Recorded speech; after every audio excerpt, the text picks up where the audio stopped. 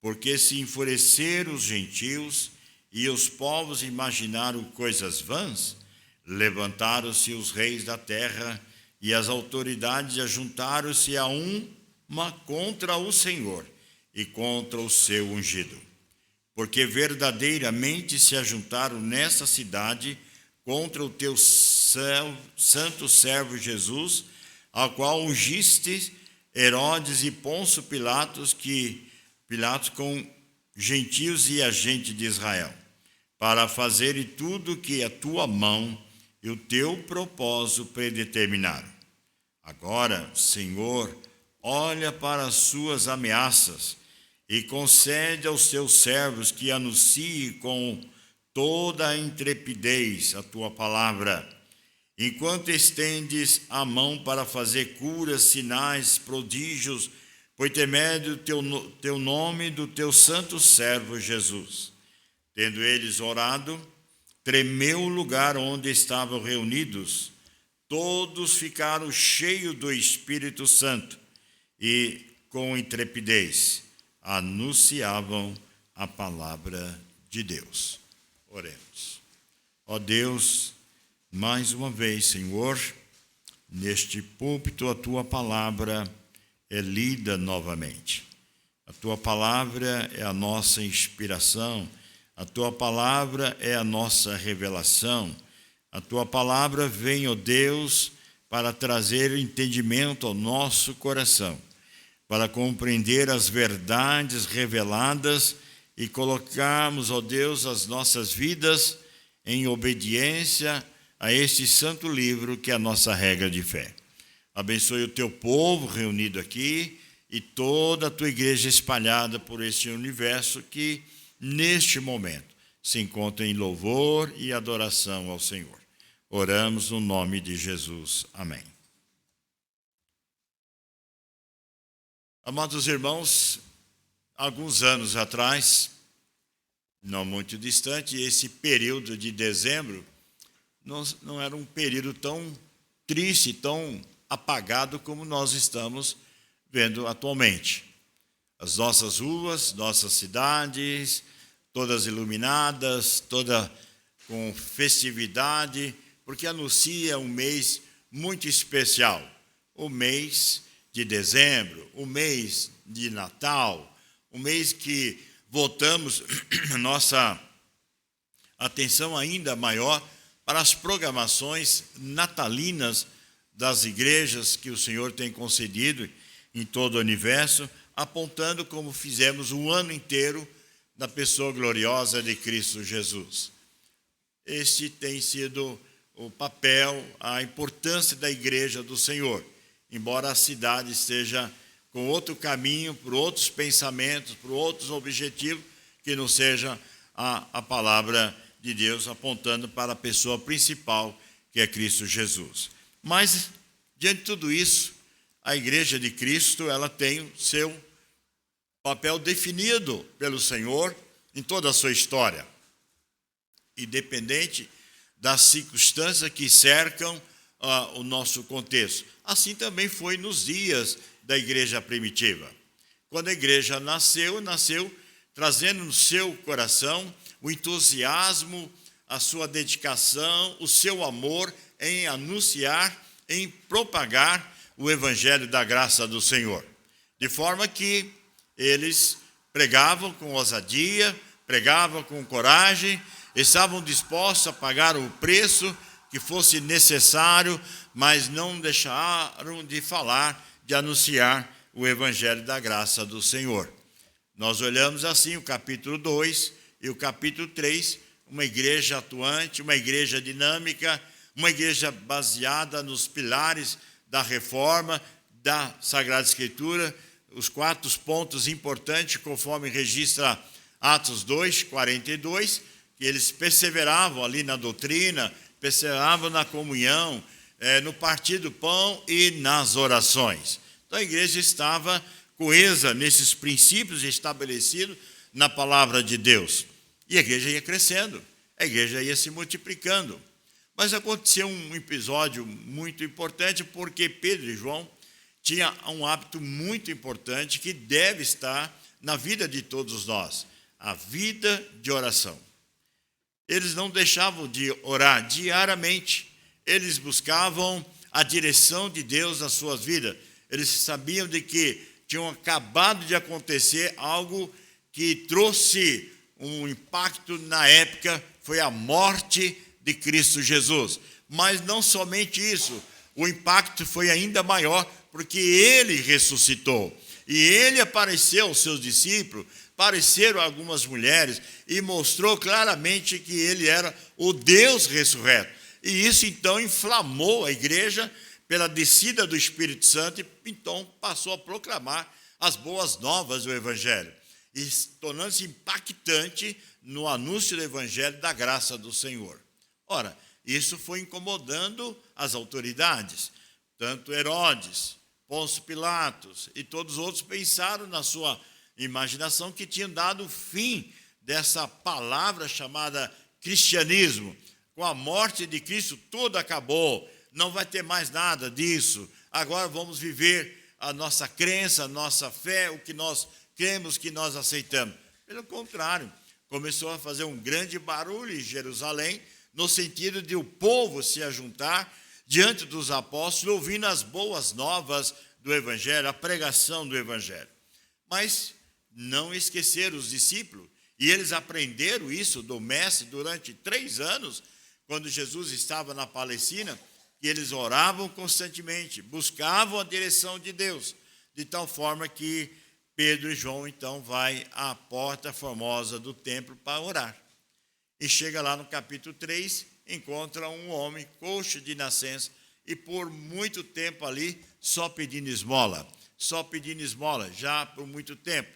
O que acontece? Pedro e João vai até esse coxo e diz: eu não tenho prata, nós não temos ouro, não temos nada, mas o que temos nós te damos. E aí levanta e orou e levanta. E ele levantou, e ele foi curado. E no versículo 10 do capítulo 3 diz que ele saltou de alegria, vendo a cura realizada na sua vida, e ele então entrou para o templo para louvar, para agradecer a Deus. E essa situação chegou às autoridades, e eles ficaram incomodados, e ficaram realmente, agora o que vamos fazer? Só tem outro caminho, vamos tirar a vida dos apóstolos também, vamos eliminar os apóstolos, vamos acabar com a igreja. Então leva Pedro e João para o Sinédrio na prisão. E eles estão lá, foram açoitados, foram castigados. Mas vejam, irmãos, que mesmo nessa circunstância, a igreja, no capítulo 4, está um grupo de irmãos em oração pela vida dos apóstolos, principalmente aqueles que estavam ali presos por causa do Evangelho de Cristo Jesus. Meus irmãos, essa situação no passado, ela não está diferente nos nossos dias. Nós estamos aí a todo instante sendo pressionados pelas leis do país, por homens injustos, por homens que não têm uma visão correta com as coisas certas, tomando decisões que muitas vezes não estão de acordo até com o caráter das pessoas, muito mais com as verdades, e decisões que muitas vezes colocam em risco uma família, um bairro, uma cidade, e, por que não, a igreja do Senhor. E muitas vezes nós precisamos estar preparados para esses momentos difíceis. Momento esse que alguns serão colocados nas trincheiras, enfrentarão dificuldades, prisões, quem sabe, tantas outras coisas podem acontecer no caminhar da nossa vida cristã. Mas aqueles que ficaram ou que estão reunidos em seus lares não podem esquecer da vida de oração, porque Deus tem trabalhado na história desta forma. E não será, quem sabe, diferente nos nossos dias. Recentemente, lendo um artigo de uma pessoa que encaminhou, dizendo que estão já estudando uma equipe de um determinado partido para estabelecer um estatuto para uma nova igreja sobre a régia do Estado. Vão fazer uma igreja que seja sob o comando do Estado ou da nação, aonde então todos devem cultuar de acordo com os estatutos que estão aí pensando em elaborar e aprovar e colocar perante a nação. Veja, irmãos, que isso é tentar fechar as portas, e foi assim que aconteceu logo depois dos primeiros séculos. Levantaram vários imperadores, um pior que o outro, levando dezenas, centenas, milhares de crentes à fogueira, à forca, às feras. Muitos irmãos nossos, no primeiro até o terceiro século, enfrentaram momentos difíceis. Muitos perderam a sua vida, mas outros se manifestaram firmes, buscando a Deus uma resposta de oração. Século terceiro, levanta-se um homem como imperador e descobre que, mesmo diante de toda a perseguição, depois de tantas famílias mortas por defender o Evangelho de Cristo, havia ainda um remanescente forte, firme na pregação da palavra. E este imperador, então, para ganhar a simpatia da multidão e dos dois lados, se diz cristão, Constantino.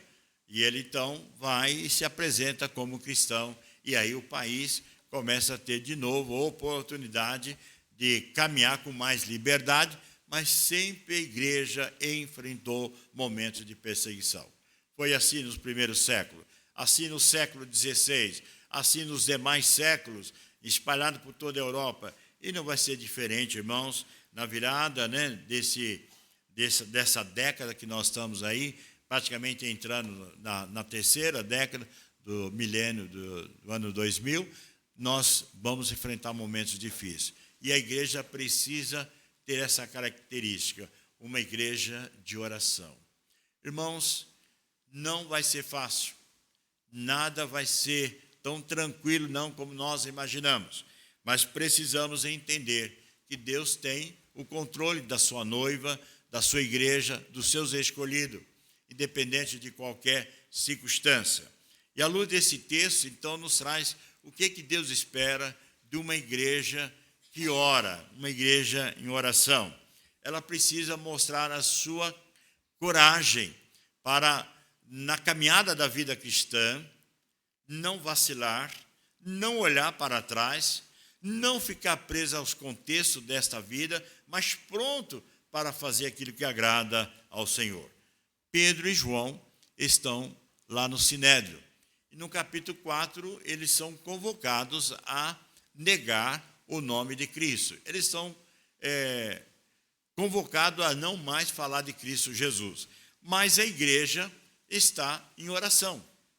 E a igreja continua orando, até que os irmãos foram libertados e com a expectativa de não falar mais de Jesus, e eles chegam então até a casa da igreja reunida. E diz o texto que os irmãos estavam ali em oração. Quando chega então no versículo 23, aparecem os irmãos e diz as seguintes palavras: uma vez soltos, procuraram os irmãos. Eles contaram quantas coisas lhe haviam dito aos principais sacerdotes e anciãos. Ouvindo isto, unânimes, levantaram a voz a Deus e disseram: Tu, soberano Senhor, que fizeste o céu, a terra, o mar e tudo que neles há. Meus irmãos, nós temos aqui nesta oração de uma igreja corajosa, reconhecer a soberania de Deus sobre todas as coisas. Irmãos, não podemos imaginar que uma carreira da vida cristã é só coisas tranquilas.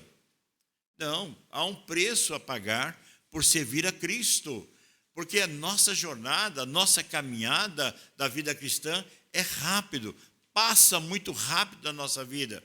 Nós, a qualquer momento, vamos estar no gozo completo do Senhor. Deus fez isso com alguns irmãos nossos da nossa igreja no decorrer deste ano. Deles já estão na glória, já estão servindo ao Senhor. Desejavam mais tempo aqui, mas Deus os chamou para a sua glória. Assim Deus fará comigo, com você. Mas nós precisamos reconhecer que, a despeito de qualquer circunstância, que se levantem imperadores, presidentes, seja quem for, Deus é soberano. Deus está no controle de todas as coisas. Nada acontece fora da direção soberana desse Deus. Nós não podemos imaginar que, diante de uma tragédia, Deus perdeu o controle. Deus deixou de atuar. Faz lembrar o salmista, o cantor de Asaf, no Salmo 77, que diz: Senhor, o Senhor esqueceu da sua promessa? O Senhor esqueceu das suas misericórdias? O Senhor esqueceu do seu povo? Aí ele começa a ver que Deus não esqueceu. Deus continua sendo misericordioso. Quem deixou muitas vezes de andar de conformidade à palavra é o povo, é a igreja. Então, por isso, nós somos chamados, irmãos, para entender que a nossa oração, ela tem a resposta segura num Deus santo e tremendo.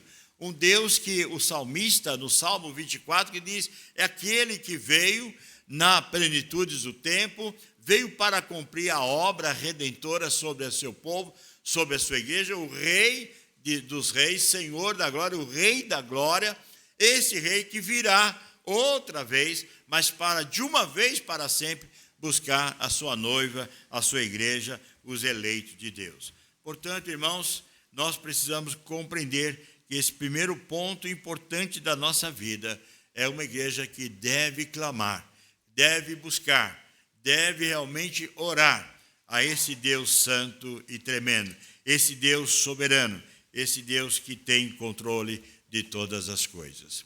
Mas ainda o texto nos leva que numa igreja de oração precisamos entender também a convicção que nós devemos ter diante do mundo que está ao nosso redor.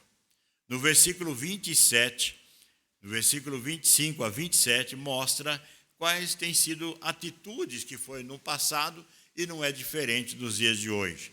As pessoas se levantam, se ajuntam para ir contra o ungido, como foi com o Senhor Jesus. Gentios, Herodes, Pôncio Pilatos e tantas pessoas gentílias se levantaram até levar Cristo à crucificação, levar ele até a morte. Assim, as pessoas vão fazer de tudo para impedir que a igreja avança, que a igreja caminha. É possível, irmãos, que há tempos vêm fechar portas por perseguições. Quem sabe crentes vão ter que fugir, tem que ir para um outro lugar. Foi assim nos dias do povo de Deus, quando vinha a perseguição, eles iam para um lado, iam para outro. Conforme Atos capítulo 8, a primeira perseguição, o que aconteceu com os irmãos? Foram dispersos, eles se espalharam, mas eles se espalharam por regiões diferentes, mas pregando e anunciando o evangelho da graça do Senhor. Então nós precisamos ter a convicção que nós não podemos esperar um mundo melhor. Não podemos esperar, irmãos, um país ou um universo, ou uma nação, ou seja o que for nesse universo, que tudo vai ficar a maravilha. Não, é dias piores.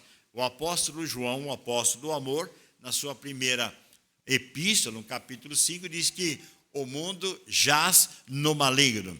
E cada dia que passa e aproxima a vinda gloriosa do Senhor Jesus Cristo, precisamos lembrar das palavras do Mestre, quando ele disse: essas coisas são apenas princípios da dores, conforme registra Mateus 24 e 25. Muitas coisas acontecerão para a vinda gloriosa do Rei dos Reis, Senhor dos Senhores. Então ele mostra esse princípio das dores. Não está dizendo que é o fim, está apenas começando.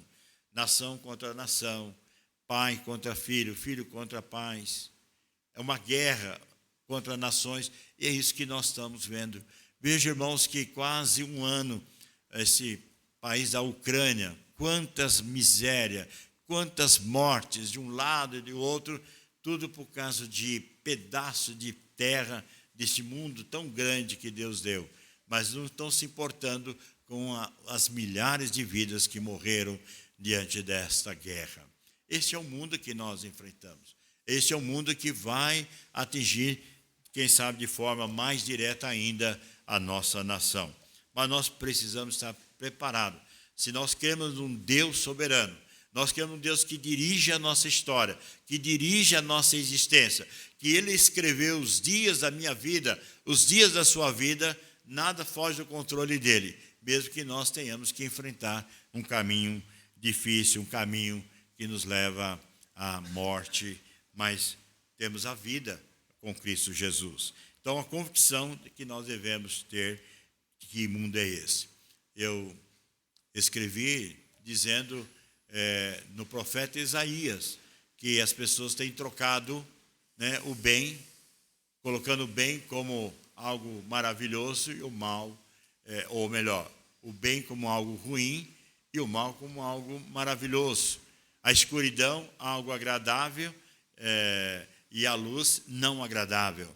Suborno, coisas que não acontecem, que não agradam a Deus. Isso está presente nos dia a dia. E o profeta Isaías revela isso para nós, conforme o capítulo 5. Mas a igreja de oração. Essa igreja de oração, ela teve vitórias, muitas vitórias, porque não deixou de gastar tempo em oração, confiando num Deus vivo e verdadeiro, num Deus soberano, um Deus que tem todas as coisas sob o seu controle.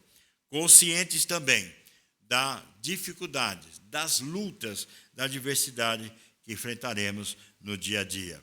Não foi diferente nos dias de Davi também, não foram diferentes nos dias de Moisés, não foram diferentes nos dias de Josué e dos profetas, não será diferente também nos dias da sua igreja, do seu povo. Mas uma terceira característica que leva a igreja, a despeito de qualquer circunstância que deve existir, é a convicção de que temos na cruz do Calvário. Qual é a convicção que nós temos na cruz do Calvário? É que quando olhamos como cristão para a cruz, não vemos nada mais do que uma cruz vazia. Mas nós vamos lembrar de uma palavra dada pelo próprio Senhor Jesus nos seus últimos momentos da sua vida aqui na Palestina, quando ele foi para a glória, ressuscitou ao terceiro dia. Ele diz: tudo está consumado. Ou seja, a obra da redenção, a obra da igreja foi consumada em Cristo Jesus no Calvário. Então, quando nós olhamos para a cruz, nós olhamos um Deus ressurreto.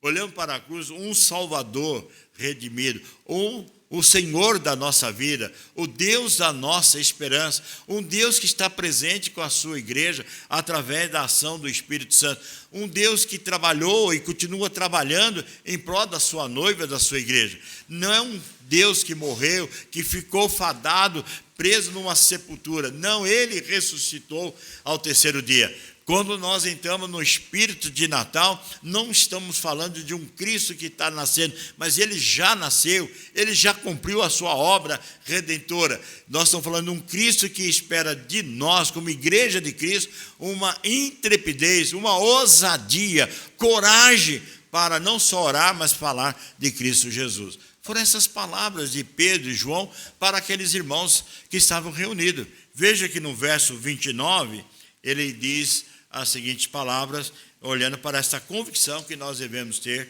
quando olhamos para a cruz do Calvário. Diz o verso 29, agora, Senhor, olha para as suas ameaças e concede aos teus servos que anuncie com toda a intrepidez a tua palavra, enquanto estendes a mão para fazer curas, sinais e prodígio por intermédio do nome do teu santo servo Jesus. E aí o verso 31 termina dizendo, tendo eles orados, tremeu o lugar onde estavam reunidos, todos ficaram cheios do Espírito Santo e com intrepidez anunciavam a palavra de Deus. Meus irmãos, é isso que Deus espera de nós, espera desta noiva, espera da sua vida, da minha vida, da igreja gloriosa de Cristo Jesus, que as nossas preocupações domésticas, familiar, das necessidades que nós temos como pessoa, elas estejam presentes, mas não podemos perder o foco. O foco é a mensagem de Cristo. É tempo difícil, o tempo é agora. Você tem diante de ti pessoas que você ama, nós amamos, elas precisam ouvir falar de Jesus, ela precisa ver Jesus em nossas vidas, eles precisam ver que Cristo faz diferença, que Cristo é o autor da nossa salvação, Ele é aquele que nos impulsiona a cantar, a glorificar a Deus em qualquer circunstância da nossa vida. É esse Cristo que Deus espera de cada um de nós, que confessemos Ele com as nossas vidas, pregando com entusiasmo, vivendo esse evangelho da graça do Senhor. Irmãos, não podemos simplesmente terminar um culto e passar a semana inteira só pensando nas nossas coisas pessoais. Nós estamos em pecado, irmãos. Nós temos que tirar tempo para falar de Jesus. Nós temos que pegar as oportunidades lá no trabalho, na faculdade, no lazer, nas suas férias. Não perder a oportunidade de compartilhar as boas novas do Evangelho. Esses irmãos, mesmo acabando de ter saído da prisão, eles clamam diante de Deus: Senhor, olha para nós, não importando pela ameaça, não importando se vamos ser presos novamente, o que nós queremos é pregar a Tua palavra, queremos falar do Teu santo Evangelho. Irmãos, ainda somos um país, ou melhor, temos um país livre. Nós ainda temos oportunidade, irmãos, de ler a palavra na praça, na rua, falar com o nosso amigo. Nós temos oportunidade ainda, irmãos. Não sabemos se ela vai fechar essas oportunidades. E aí eu fico pensando, como será cada um de nós? Como será a igreja de Deus daqui 5 ou 10 anos? Será que nós estaremos com toda essa oportunidade em família, louvando e bendizendo o nome do Senhor? Eu vi um vídeo de 1 minuto e meio lá na Ucrânia, quando os pais separavam dos seus filhos, e a tradutora dizendo que o menino dizia assim: papai, eu vou te ver. E o papai então começa a chorar e diz uma palavra, e a tradutora diz assim: nunca mais, nunca mais. Quer dizer, a família desfacelada, destruída por causa de uma guerra. Então, irmãos, nós temos ainda o privilégio de sermos igreja, família. Temos uma nação ainda livre para pregar o Evangelho, com muitas opressões ainda, com muitas perseguições, mas ainda podemos cultuar o nome do Senhor. Que o Senhor dê a nós, irmãos, intrepidez, dê a nós coragem, ousadia para anunciar e pregar o Evangelho da graça do Senhor. Intrepidez, irmãos, independente das circunstâncias que cercam a nossa vida. Marcos, meus irmãos, registra que ide por todo o mundo e pregai o Evangelho, sim. Quem crer será batizado, quem não crer está condenado. Então, nós devemos estar dando essa demonstração do Senhor e Salvador que nós cremos. E Ele é o motivo para nós sairmos da tua casa de oração, mas inflamado, cheio do Espírito Santo, com ousadia, para não perder a oportunidade de falar de Jesus.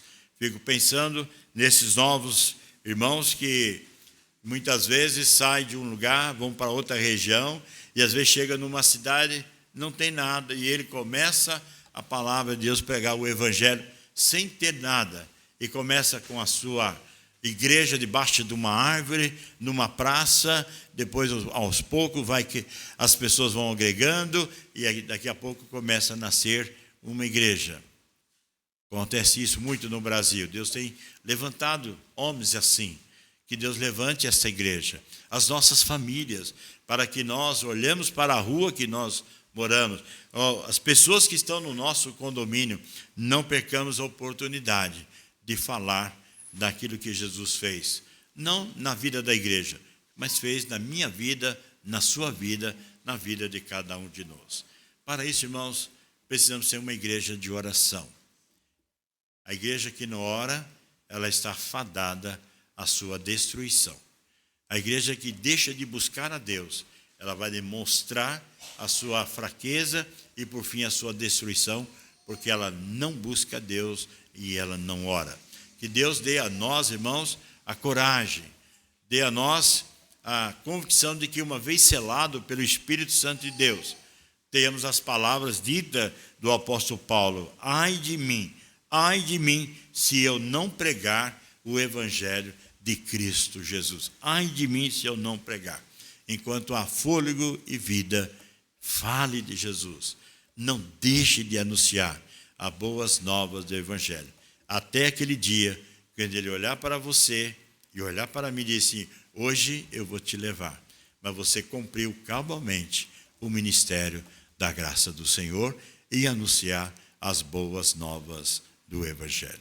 Que Deus, na sua infinita graça, nos abençoe e faça de nós, nesse mês de Natal, e esteja apagado pelo mundo, não importa, mas está vivo em cada um de nós, porque Natal é Cristo Jesus no nosso viver.